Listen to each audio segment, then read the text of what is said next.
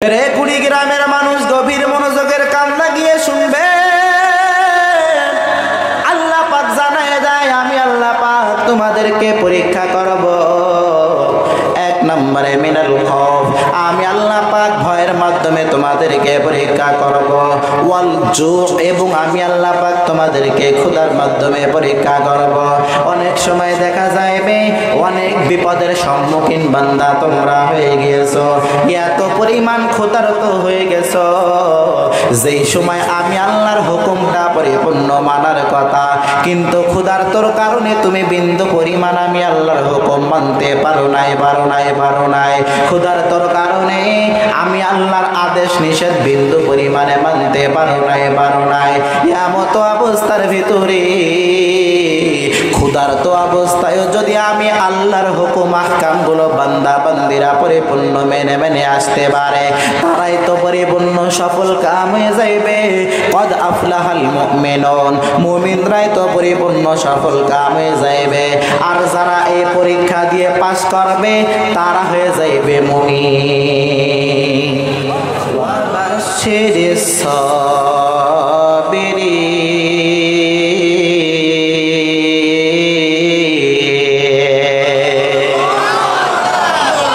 আল্লাহ পাক পবিত্র কোরআনের ভিতরে জানায় দেন, ওয়ালানাবলুওয়ান্নাকুম বিশাইইম মিনাল খাউফ, আমি আল্লাহ পাক বান্দা তোমাদেরকে অবশ্যই পরীক্ষা করবই। বিন্দু পরিমাণ পরীক্ষা করা ছাড়া আমি আল্লাহ কাউকে কোনো ছাড় দেব না। তোমাদেরকে আমি আল্লাহর দরবারে পরিপূর্ণ পরীক্ষার সম্মুখীন হওয়াই লাগবে। আমি আল্লাহ পাক কয়েকটা জিনিসের মাধ্যমে মানুষকে আমি পরীক্ষা করব। তার ভিতরে এক নাম্বার হলো মিনাল খৌফ, আমি আল্লাহ পাক মানুষকে ভয়ের মাধ্যমে পরীক্ষা করব। কিসের মাধ্যমে বলেন? আল্লাহ পাক এক নম্বরে জানায় দেন, আমি আল্লাহ পাক মানুষদেরকে পরীক্ষা করব। এক নম্বরে মিনাল খৌফ, আমি আল্লাহ ভয়ের মাধ্যমে তোমাদেরকে পরীক্ষা করব। আমি আল্লাহ পাক অনেক সময় তোমাদেরকে অনেক লাইনে পরিপূর্ণ ভয় দেখাবো। ভয় দেখানোর মাধ্যমে তোমরা আমি আল্লাহর থেকে ঈমানটা পরিপূর্ণ ছেড়ে দাও নাকি আমি আল্লাহ দেখতে যাই। অনেক সময় তোমার জীবনের হুমকি চলে আসবে, অনেক সময় তোমার মাল ধন সম্পদের হুমকি মুখী হওয়া লাগবে। মানুষ চতুর্দিক থেকে তোমাকে অনেক ভয় দেখাইবে। তোমার ভিতরে যদি আল্লাহর ভয় থাকে তাহলে তুমি দুনিয়ার কোনো কিছুর ভয় করবে না। আল্লাহর ভয় যদি তোমার ভিতরে থাকে তাহলে তুমি বিন্দু পরিমাণে দুনিয়ার কাউকে ভয় করবে না। দুনিয়ার মানুষের ভিতরে যদি আল্লাহর ভয় থাকে তাহলে মানুষ একজনকে ভয় করবে। জোরে চিল্লায়ে বলো তিনি কে? রে কুড়িগ্রামের মানুষ গভীর মনোযোগের কান লাগিয়ে শুনবে। আল্লাহ পাক জানায় দেয়, আমি আল্লাহ পাক তোমাদেরকে পরীক্ষা করব। এক নম্বরে মিনাল খৌফ, আমি আল্লাহ পাক ভয়ের মাধ্যমে তোমাদেরকে পরীক্ষা করব। ওয়াল জু, এবং আমি আল্লাহ পাক তোমাদেরকে ক্ষুধার মাধ্যমে পরীক্ষা করব।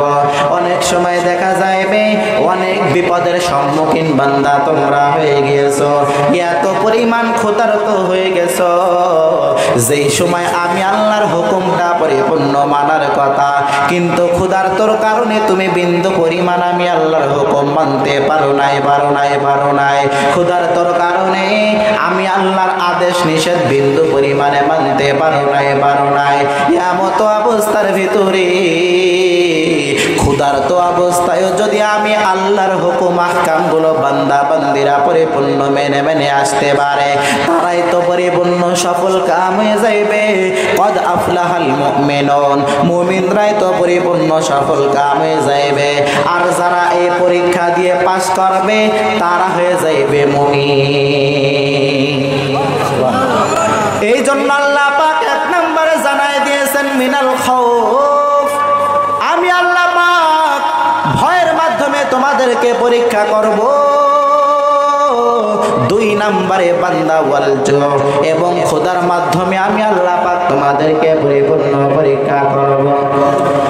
এরপরে আল্লাহ পাক জানায় দেন ওয়ানাকসিম মিনাল আমওয়াল, আমি আল্লাহ পাক অনেক ক্ষয়ক্ষতির মাধ্যমে তোমাদেরকে পরীক্ষা করব। মিনাল আমওয়াল, তোমাদেরকে আমি সম্পদের মাধ্যমে পরীক্ষা করব। অনেক আল্লাহর বান্দাকে আমি আল্লাহ পাক দয়া করে মায়া করে অনেক সম্পদের মালিক বানায় দিলাম। কখনো কখনো সম্পদগুলো ছিনিয়ে নেওয়ার মাধ্যমে আমি আল্লাহ পরীক্ষা করব। সম্পদের মালিক যখন আমি আল্লাহ বানায় দিলাম, আল্লাহর বান্দা ইবাদত বন্দেগি করতে কোনো দ্বিধাবোধ করে না। ইবাদত যতগুলো আছে প্রতিটা ইবাদত সে কামা হক পরিপূর্ণভাবে আদায় করে, কিন্তু তার সম্পদ যখন কমতে থাকে তখন আর আল্লাহর বান্দা নামাজ পড়ে না, রোজা রাখে না, এমন মানুষ সমাজে আছে না? এই জন্য আল্লাহ পাক জানায় দেন মিনাল আমওয়াল, আমি আল্লাহ পাক মানুষকে সম্পদের মাধ্যমে পরীক্ষা করব। আমি আল্লাহ পাক দেখতে চাই মানুষ সম্পদ পাওয়ার পরে আমি আল্লাহর ইবাদত করে নাকি আমি আল্লাহর সাথে নাফরমানি করে। আবার সম্পদগুলো যখন আমি আল্লাহ ছিনাই নেব তখন মানুষ আমি আল্লাহর সাথে নাফরমানি করে নাকি আমি আল্লাহর পরিপূর্ণ কৃতজ্ঞতা অর্জন করে। এরপরে আল্লাহ পাক জানায় দেন ওয়া নাকসিম মিনাল আমওয়াল, আমি আল্লাহ পাক ক্ষয়ক্ষতির মাধ্যমে পরীক্ষা করব, কাউকে সম্পদ দেওয়ার মাধ্যমে পরীক্ষা করব, আবার কারোর থেকে সম্পদ ছিনিয়ে নেওয়ার মাধ্যমে আমি আল্লাহ পরীক্ষা করে নেব। এরপরে আল্লাহ পাক জানায় দেন ওয়াল আনফুসি ওয়াস সামারাত ওয়া বাশশিরিস সাবিরিন।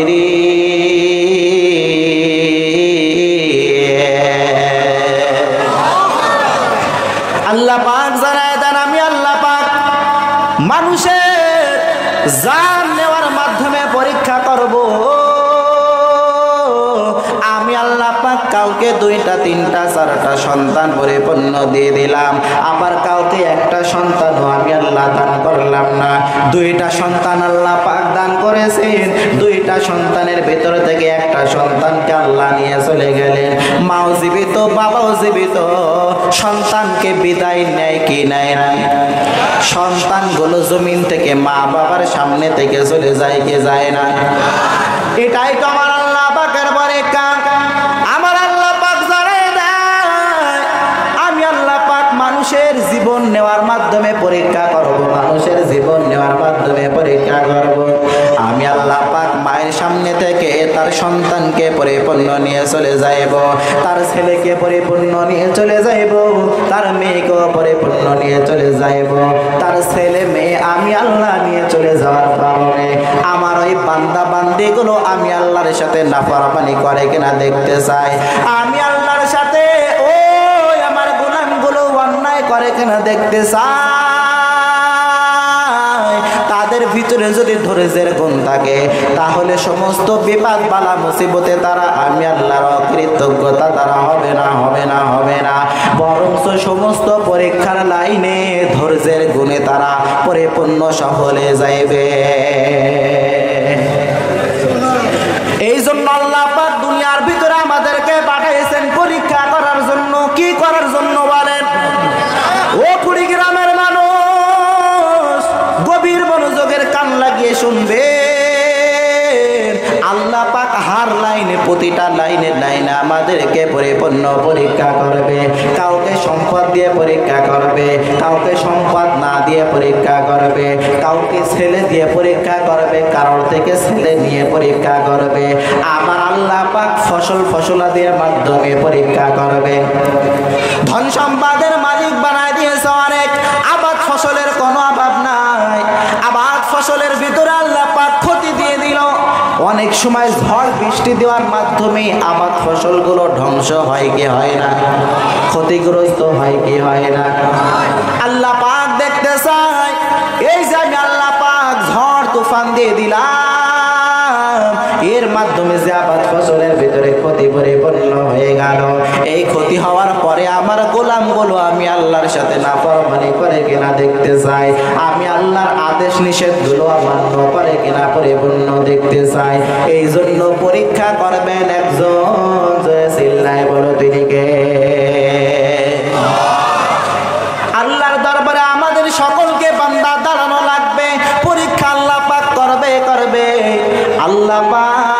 দুনিয়ার ভিতরে এক একজনের এক এক রকম পরীক্ষা করেন। যার ঈমান যেমন তার পরীক্ষাটাও ঠিক তেমন। যার ঈমানের পাওয়ার বেশি তার পরীক্ষাটাও হবে অনেক কঠিন। দুনিয়ার ভিতরে যদি কোনো স্কুল কলেজ ভার্সিটির ভিতরে কোনো শিক্ষক যদি পরীক্ষা নেয়, তাহলে যে ভালো ছাত্র ছাত্রী তার পরীক্ষাটা একটু কঠিন ভাবে নেয় কি নেয় না? যে একটু দুর্বল ছাত্র ছাত্রী তার পরীক্ষাটা একটু নরমাল করে নেয়। আরে আল্লাহর গোলামের দল, গভীর মনোযোগের কান লাগায় শুনবেন। কি বুঝাইতে চাইতেছি মূল আলোচনায় কিন্তু আমি এখনই ঢুকে যাইব। তাফসীর ইবনে কাসিরের ভিতরে আমি ঢুকে যাইব। এদিক ওদিক বিন্দু পরিমাণে খেয়াল করা যাবে না, গভীর মনোযোগের কান লাগায় শোনা লাগবে। তাহলে আল্লাহ পাক দুনিয়াতে আমাদেরকে পাঠিয়েছেন জান্নাত কুড়াই করার জন্য। কি কুড়াই করার জন্য? আরো জোরে বলেন। এরে আল্লাহর গোলামের দল, জান্নাত কুড়াই করার জন্য আল্লাহ জমিনের ভিতরে পাঠাইলেন। মানুষকে পরিপূর্ণ স্বাধীনতা দিয়ে দিলেন। ইচ্ছা করলে জান্নাতও ক্রয় করতে পারো, আবার ইচ্ছা করলে জাহান্নামও তুমি ক্রয় করতে পারো। আল্লাহ পাক আমাদের পরিপূর্ণ স্বাধীনতা দিয়ে দিলেন, স্বাধীনতা দিয়ে দিলেন।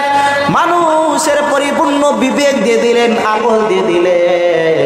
আকল খাটিয়ে খাটিয়ে বান্দা যদি তুমি নেক আমল করে করে যাইতে পারো, দুনিয়া থেকে যদি তুমি অনর্থক কর্মকাণ্ড থেকে পরিপূর্ণ বিরত থাকতে পারো, তাহলে পরিপূর্ণ সফল কামদের অন্তর্ভুক্ত তুমি হইয়া যাইবা। আর যদি আল্লাহর হুকুম অমান্য করো, আমার নবীর তরিকা অনুযায়ী যদি বান্দা না চলে যাও, তাহলে আমার আল্লাহর দরবারে পরিপূর্ণ হিসাব দেওয়া লাগবে কি লাগবে না বলো? ও কুড়িগ্রামের মানুষ, গভীর মনোযোগের কান লাগাবেন, গভীর মনোযোগের কান লাগানো লাগবে। গোটা পৃথিবীর ভিতরে এমন কোন ইমানদার বলতে পারবে না যাকে আমার আল্লাহ পাক বিন্দু পরিমাণ পরীক্ষা করে নাই। বরং যার ইমানের পাওয়ার যত তার পরীক্ষাটাও তত। যার ইমানের পাওয়ার বেশি তার পরীক্ষাটাও তত বেশি। আরে আল্লাহর গোলামের দল, জমিনের ভিতরে আমার আল্লাহ পাক কত গোলামদেরকে পাঠাইলেন, কত আল্লাহর বান্দা বান্দীদেরকে পাঠাইলেন, কত নবী রাসূলদেরকেও পাঠাইলেন, কে পাঠান নাই? পয়গম্বর জানায় দেন, গোটা পৃথিবীর ভিতরে আমার আল্লাহ পাক সব থেকে বেশি পরীক্ষা করেছেন নবীদেরকে। কারণ নবীদের ঈমানের পাওয়ার কম নাকি বেশি? আরো জোরে বলেন। নবীদের ঈমানের পাওয়ার ছিল অনেক বেশি, যার কারণে আল্লাহ পাক নবীদেরকে বেশি বেশি পরীক্ষা করেছেন। পয়গম্বর জানায় দেন, আসাদুন নাসি বালা আল আম্বিয়া ও সুম্মাল আমসালু ফাল আমসাল। পয়গম্বর জানায় দেন, আমার আল্লাহ পাক সব থেকে কঠিন পরীক্ষা করেছেন নবীদেরকে। আসাদুন নাসি, গোটা মানুষের ভিতরে আসাদুন নাসি বালা আল আম্বিয়া সুম্মাল আমসালু ফাল আমসাল। আমার আল্লাহ পাক সব থেকে কঠিন পরীক্ষা করেছেন নবীদেরকে।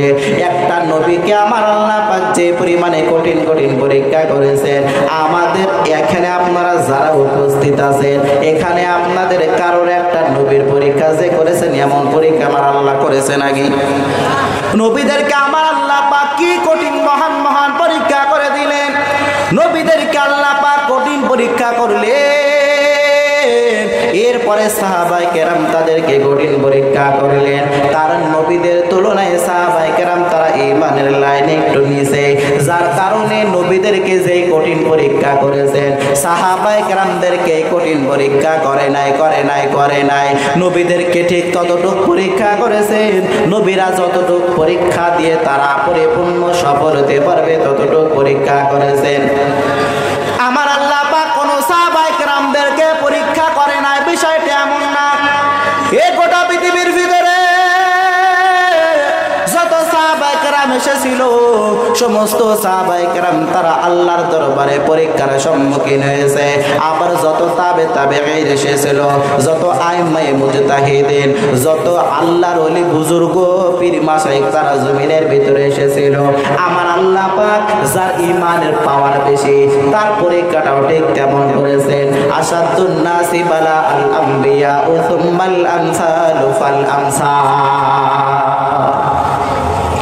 পয়গম্বর জানায় দেন, গোটা পৃথিবীর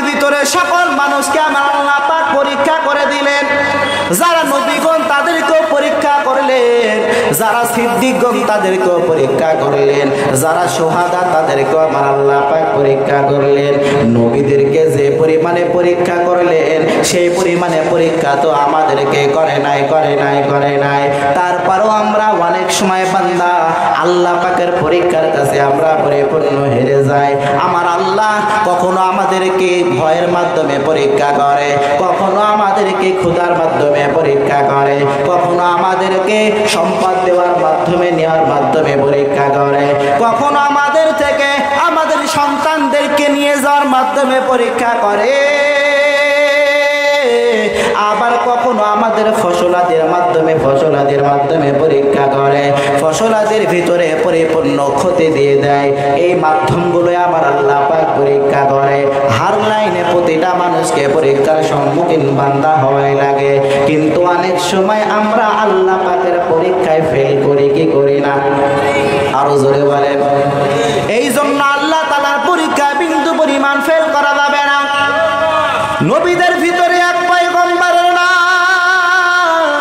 আইয়ুব আলাইহিস সালাতু ওয়াস সালাম। তাকে আমার আল্লাহ পাক কি পরিমাণে পরীক্ষা করলেন, গভীর মনোযোগের কান লাগায় শোনা লাগবে। আইয়ুব নবীকে আমার আল্লাহ পাক এত কঠিন পরীক্ষা করলেন, আমাদেরকে এই কঠিন পরীক্ষা আল্লাহ করেন নাই। আইয়ুব নবীর জায়গা যদি আপনি আমি হইতাম, বিন্দু পরিমাণ ঈমান আমরা ঈমানদার হতে পারতাম না। দ্রুত ঈমানটা পরিপূর্ণ আমাদেরকে ছেড়ে দেওয়া লাগলো। আইয়ুব নবীকে আমার আল্লাহ পাক সম্পদের দিক থেকে কোনো লাইনে কমতি করে নাই। আইয়ুব নবীকে আমার আল্লাহ পাক অনেক কোটি কোটি সম্পদের মালিক বানায় দিলেন। সম্মানের দিক থেকে আইয়ুব নবী কোমা বলে বিষয়টা এমন না। সম্মানের দিক থেকে আইয়ুব নবী অনেক উপরে, আবার মাল ধন সম্পদের দিক থেকে আইয়ুব নবী অনেক উপরে। আইয়ুব নবীর কোনো সম্পদেরও কম নাই, কোনো মাল ধন সম্পদেরও কম নাই, আবার কোনো ইজ্জতেরও বান্দা কম নাই, সম্পদের কোনো কম নাই, বিবির দিক থেকেও কম না। আইয়ুব নবী 4টা বিবাহ করেছিলেন, সন্তানের দিক থেকেও কম নয়। আইয়ুব নবীকে আমার আল্লাহ পাক 12টা সন্তান দান করেছিলেন। আমি যে আয়াত আপনাদের সামনে তেলাওয়াত করেছি, আয়াতের সাথে বান্দা ঘটনারও পরিপূর্ণ মিল আছে। এরে আল্লাহর গোলাম গভীর মনোযোগের কান লাগিয়ে শুনবেন। আগর বাগর আলোচনা করা আমার কোনো অভ্যাস না, পরিপূর্ণ কোরআন হাদিস দিয়ে বান্দা বোঝানোর চেষ্টা করতেছে। আইয়ুব নবীকে আমার আল্লাহ পাক সম্পদের দিক থেকে ক্ষমা করেন নাই, মালধন সম্পদের মালিক অনেক বানায় দিলে। গোটা পৃথিবীর মানুষ আইয়ুব নবীর যত উত্তরসূরি ছিল, আইয়ুব নবীর উম্মত গুলো আইয়ুব নবীকে অনেক সম্মান করত। আইয়ুব নবীকে আমার আল্লাহ পাক অনেক হাজার হাজার দুম্বার মালিক বানায় দিলেন, শত শত উটের মালিক বানায় দিলেন, হাজার হাজার বকরি ছাগলের মালিক আইয়ুব নবীকে বানায় দিলেন, হাজার হাজার হাজার হাজার কোটি কোটি সম্পদের মালিক বানায় দিলেন। আইয়ুব নবীকে আমার আল্লাহ পাক কোন দিক থেকে কমতি করে নাই। এবার আইয়ুব নবী যে সম্পদগুলো পাওয়ার পর, ক্ষমতা পাওয়ার পর, সম্মান পাওয়ার পর, আইয়ুব নবী আমার আল্লাহর সাথে নাফরমানি করেছে বিষয়টা এমন না। আইয়ুব নবী সম্পদ পাওয়ার পরে আরো বেশি বেশি ইবাদত করেছে বিষয়টা এমন না। আইয়ুব নবী যখন ধনী ছিল তখনও ঠিক যেমন ইবাদত করেছে, আবার যখন গরিব ছিল অসহায় ছিল তখনই ঠিক পরিপূর্ণ ইবাদত বন্দেগী করেছে। আমার আল্লাহ পাক আইয়ুব নবীর জামানার ভিতরে আইয়ুব নবীকে অনেক ধন সম্পদের মালিক বানিয়ে দিলেন। এরপরে গোটা পৃথিবীর ভিতরে আইয়ুব নবীর জামানার ভিতরে যত বেঈমান বেদিনরা ছিল তারা এবারে সকলে এবার কানাকানি বলতে লাগলো, আইয়ুব পয়গম্বর, তোমাকে আমার আল্লাহ পাক, আমাদের আল্লাহ পাক অনেক ধন সম্পদ দিয়েছে, অনেক সম্পদের মালিক আইয়ুব তোমাকে বানিয়ে দিয়েছে, অনেক ক্ষমতার মালিক তোমাকে বানিয়ে দিয়েছে, অনেক সম্মানের মালিক তোমাকে বানিয়ে দিয়েছে আমার আল্লাহ, যার কারণে তুমি আল্লাহর ইবাদত থেকে বিন্দু পরিমাণ কোনো নড়াচড়া করো না, আল্লাহর হুকুম আহকাম গুলো পরিপূর্ণ মেনে মেনে মেনে মেনে তুমি চলো। বেঈমান গুলো বলতে লাগলো, ও আইয়ুব নবী, আল্লাহ পাক যদি তোমাকে সম্পদ না দান করতে তাহলে তুমি বিন্দু পরিমাণে আল্লাহর ইবাদত করতে না। আমরা যেমন অসহায় গরিব, আমরা যেমন দিন মজুরি টাকা পয়সা ইনকাম করার জন্য, আমরা যেমন দিরহাম ইনকাম করার জন্য আল্লাহর হুকুম মানতে পারি না, আল্লাহর আদেশ নিষেধগুলো বিন্দু পরিমাণে মানতে পারি না, আমরা যেমন আল্লাহর হুকুম নবীর তরিকা কিছুই মানতে পারি না, আল্লাহর হুকুম বাদ দিয়ে আমরা যেমন সারাদিন কাজকর্মের ভিতরে লিপ্ত থাকি, কারণ আমরা বড় অসহায়, আমাদের টাকা পয়সার প্রয়োজন, ধন সম্পদের প্রয়োজন, আমরা আল্লাহর হুকুম আহকামগুলো মানতে পারি না।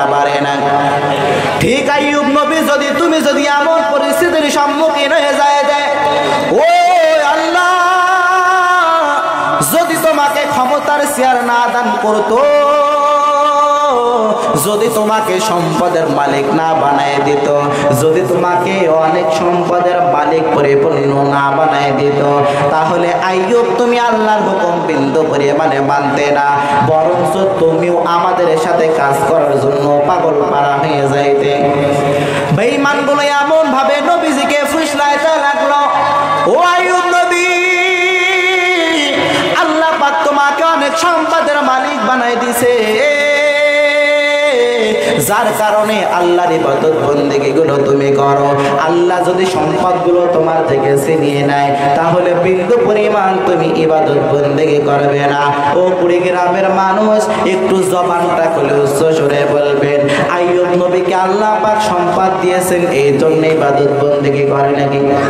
হ্যাঁ, আইয়ুব নবীকে আল্লাহ পাক সম্পদ দিয়েছে যে এই জন্য ইবাদত বন্দেগী করে, বিষয়টা এমন না। আইয়ুব নবীকে যদি আল্লাহ বিন্দু পরিমাণে সম্পদ না দান করতো, তারপরেও ওই আইয়ুব নবী আমার আল্লাহকে ভুলে থাকতে পারতো না। শয়তান এমত অবস্থার ভিতরে আমার আল্লাহকে ডাক দিয়ে বলে, ও দয়ার মালিক, আইয়ুব নবী আপনার ইবাদত বন্দেগী করে এই জন্য, আইয়ুব নবী তার জবান দিয়ে সর্বদাই জিকির করে এই জন্য আপনি তার সম্পদের মালিক বানায় দিয়েছেন। তার কোনো দুম্বারও কমতি নাই, কোনো ভেড়া বকরি উটের কোনো তার কমতি নাই, কোনো দিক থেকে তার সম্পদের ভিতরে আপনি কমতি দেন নাই। যার কারণে আইয়ুব পয়গম্বর আপনার ইবাদত করে, আপনার হুকুম আহকামগুলো পরিপূর্ণ মেনে চলে। আপনি একটু আইয়ুব নবীর সম্পদগুলো ছিনিয়ে নিয়ে দেখেন, আইয়ুব নবী আপনাকে আর কখনো ডাকবে না, আইয়ুব নবী আপনাকে পরিপূর্ণ ভুলে যাবে। বিষয়টা এমন নাকি? আরো জোরে বলেন। আইয়ুব নবীর সম্পদ সব যদিও আমার আল্লাহ পাক ছিনিয়ে নেয়, তারপরও আল্লাহ পাকের এই প্রিয় হাবিব পয়গম্বর আইয়ুব পয়গম্বর আমার আল্লাহকে বিন্দু পরিমাণে বলবে না। এরপরে শয়তানকে আমার আল্লাহ পাক পরিপূর্ণ পাওয়ার দিয়ে দিল। শয়তান, তুই যেই লাইনে চাও সেই লাইনে আমার আইয়ুবকে পরীক্ষা করে দেখো। আইয়ুব নবী বিন্দু পরিমাণ তুই পরীক্ষা নিয়ে ঠকাইতে পারবে না। শয়তান বলল, আল্লাহ তাহলে আমার পরিপূর্ণ পাওয়ার তুমি দিয়ে দাও। গভীর মনোযোগের কান লাগিয়ে শুনবেন, আমি যে আয়াত আপনাদের সামনে পাঠ করেছি, ওয়ালা নাবলুওয়ান্নাকুম বিশাইইন মিনাল খাউফ ওয়াল জু' ওয়া নাকসিম মিনাল আমওয়াল ওয়াল আনফুসি ওয়াস সামারাত। আইয়ুব নবীকে আমার আল্লাহ পাক সমস্ত জিনিসগুলো দিয়ে পরীক্ষা করলেন। আমার আল্লাহ পাক আমাদেরকে 6টা জিনিসের মাধ্যমে কারোর পরিপূর্ণ পরীক্ষা করে, অধিকাংশ মানুষের করে না। কিন্তু আইয়ুব নবীকে আমার আল্লাহ পাক পরিপূর্ণ 6টা জিনিসের দ্বারাই পরীক্ষা করলেন। তাহলে আইয়ুব নবীর পরীক্ষাটা সহজ নাকি কঠিন? আরো জোরে বলেন। আমাদের যদি 6টা গুণের ভিতর থেকে যদি 2টা পরীক্ষা করে আমরা ফেল হয়ে যাই, আইয়ুব নবীকে আমার আল্লাহ পাক হার লাইনে পরীক্ষা করলেন। শয়তানকে আল্লাহ পাক পরিপূর্ণ পাওয়ার দিয়ে দিলেন। শয়তান, আমি তোরে পরিপূর্ণ পাওয়ার দিয়ে দিলাম, আমার আইয়ুব নবীকে কিভাবে পরীক্ষা করা লাগবে পরীক্ষা করে করে করে করে করে করে তুমি দেখো। আইয়ুব নবীকে বিন্দু পরিমাণে পরীক্ষায় তুমি ঠকাইতে পারবা না। আইয়ুব নবীকে আমি আল্লাহর পরে যে পরিমাণে মহব্বত ভালোবাসা, আইয়ুব নবী আমাকে 24 ঘন্টায় সর্বদাই আমি আল্লাহর নামে জিকির করে, আমি আল্লাহকে স্মরণ করে। আইয়ুব নবীকে বিন্দু পরিমাণ আমি আল্লাহর তুমি অস্মরণ করাইতে পারবা না। এরপরে শয়তানকে আল্লাহ পরিপূর্ণ পাওয়ার দিয়েছে কি দেন নাই বলেন? আরো জোরে বলেন। শয়তানকে আল্লাহ পাক পাওয়ার দিয়ে দিলেন। শয়তানকে পাওয়ার দেওয়ার পর শয়তান এবার আইয়ুব নবীর যেই বিবিগুলো ছিল, বিবিগুলো পরিপূর্ণ ষড়যন্ত্রের মাধ্যমে মেরে ফেলে দিলেন। আইয়ুব নবী কিন্তু জানে না। আইয়ুব নবীর কাছে গিয়ে জানায় দিল, আইয়ুব পয়গম্বর, ওই আল্লাহ পাক তোমার 4টা বিবি একসাথে নিয়ে চলে গেছে। আইয়ুব নবী বিন্দু পরিমাণ কোনো মন খারাপ করে নাই। আইয়ুব নবী সোজা জানায় দিল, ইন্না লিল্লাহি ওয়া ইন্না ইলাইহি রাজিউন।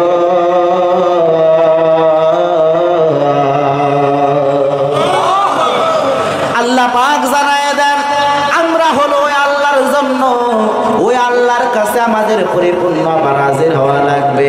ইন্না লিল্লাহি ওয়া ইন্না ইলাইহি রাজিউন। আল্লাহর দরবারে আমাদের পরিপূর্ণ উপস্থিত হওয়া লাগবে। আল্লাহর ডাকে আমাদেরকেও সাড়া দেওয়া লাগবে। আইয়ুব নবী কোনো মন খারাপ করে নাই। শয়তান দেখছে কাজ হলো না।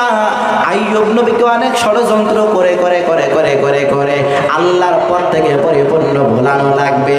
তারপরও আইয়ুব নবী আমার আল্লাহ পাকের জিকির করতে বলে না। আইয়ুব নবী তারপর আল্লাহ পাকের জিকির করতেই থাকে। এমন অবস্থায় শয়তানের মাথা গরম নাকি ঠান্ডা? হ্যাঁ, শয়তানের মাথা গরম হয়ে গেল। আইয়ুব নবীর 4টা স্ত্রী ধ্বংস করে দিলাম, তারপরও আইয়ুব নবী আল্লাহকে ভুলে গেল না। আমাদের 4টা স্ত্রী কেন, সামান্য একটা গরু ছাগল যদি মরে যায় অনেকে আল্লাহ তাআলাকেও গালি দেয়া আছে। আরো জোরে বলেন।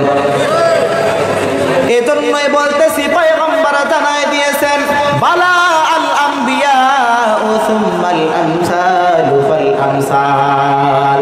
আল্লাহ তাআলা সবথেকে কঠিন পরীক্ষা করেছেন নবীদেরকে। এরপরে শয়তান 2 নাম্বার অপশন খুঁজলো। আইয়ুব নবীর যতগুলো সম্পদ ছিল, যতগুলো উট, দুম্বা, ভেড়া, দুম্বা, যেই বকরিগুলো ছিল, এই বকরিগুলো যেই জায়গায় আইয়ুব নবী লালিত পালিত করত, ওই জায়গার ভিতরে আগুন ধরানোর মাধ্যমে পরিপূর্ণ বকরি, ভেড়া, দুম্বাগুলো ধ্বংস করে দিল। এরপরে আইয়ুব নবীর কাছে শয়তান এসে খবর দিয়ে দেয়, ও আইয়ুব পয়গম্বর, তোমার যত ভেড়া, দুম্বা, বকরি ছিল এইগুলো পরিপূর্ণ ধ্বংস হয়ে গিয়েছে, পুড়ে ছাই হয়ে গিয়েছে। তারপরও আইয়ুব নবী বিন্দু পরিমাণে মন খারাপ করে না, বরঞ্চ জানায় দেয় সুবহানাল্লাহ, আলহামদুলিল্লাহ, লা ইলাহা ইল্লাল্লাহ। আইয়ুব নবী তারপরও আমার আল্লাহকে বিন্দু পরিমাণ বলে নাই। শয়তানের মাথা আবার গরম নাকি ঠান্ডা? শয়তানের মাথা গরম হয়ে গেল। কোন লাইন আইয়ুব নবীকে দুর্বল করতে পারতেছি না। এরপর আইয়ুব নবীর ছিল 12টা সন্তান। এই 12টা সন্তানকে একত্রে আইয়ুব নবীর সন্তানগুলো পরিপূর্ণ শয়তান অনেক ষড়যন্ত্র করে পরিপূর্ণ দুনিয়া থেকে ত্যাগ করায় দিল। আইয়ুব নবীর সন্তানগুলো দুনিয়া থেকে পরিপূর্ণ চলে গেল। ওই যে আল্লাহ পাক পবিত্র কোরআনুল কারীমের ভিতরে সূরা বাকারার ভিতরে আল্লাহ পাক জানিয়ে দিয়েছেন, ওয়ালানাবলুওয়ান্নাকুম বিশাইইম মিনাল খাউফি ওয়াল জু'i ওয়া নাকসিম মিনাল আমওয়াল ওয়াল আনফুসি ওয়াস সামারাত। আমি আল্লাহ পাক কখনো মানুষের জান দেওয়ার মাধ্যমে পরীক্ষা করব। আমি আল্লাহ পাক কখনো মানুষের সম্পদ দেওয়ার মাধ্যমে পরীক্ষা করব। আমি আল্লাহ পাক কারোর ছেলে নেওয়ার মাধ্যমে পরীক্ষা করব, কারোর মেয়ে নেওয়ার মাধ্যমে পরীক্ষা করব। আমি আল্লাহ পাক হার লাইনে পরীক্ষা করব। আইয়ুব নবীর 12টা সন্তান জমিন থেকে বিদায় নিয়ে নিলেন। শয়তান এবার আইয়ুব নবীর সামনে যাওয়ার পর আইয়ুব নবীকে জানাই দিল, ও আইয়ুব পয়গম্বর, তোমার 12টা সন্তান একসাথে বিদায় নিয়ে নিয়েছে। তোমার 12টা সন্তান জমিন থেকে পরিপূর্ণ বিদায় নিয়ে নিয়েছে। আইয়ুব নবী মন খারাপ করে নাই। আইয়ুব নবী জানাই দিল, ইন্না লিল্লাহি ওয়া ইন্না ইলাইহি রাজিউন।